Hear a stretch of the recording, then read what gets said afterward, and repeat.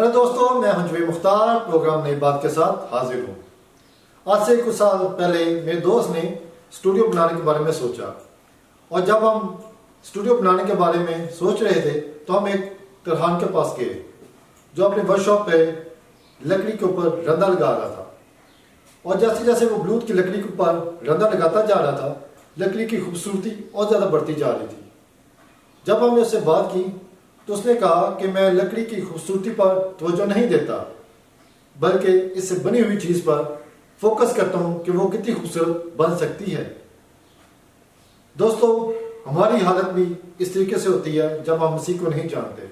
हम भी लकड़ी की मानद खुर्दापन होता है, लेकिन जब हम मसीह को जान लेते हैं तो वो हमारे खुरदरेपन को दूर करके हमें मुलायम बना देता है और अपने मोहब्बत बड़े हाथों के साथ हमें खूबसूरत शक्ल देता है, ताकि हम एक अच्छी चीज़ बनकर उसके सामने आ सकें।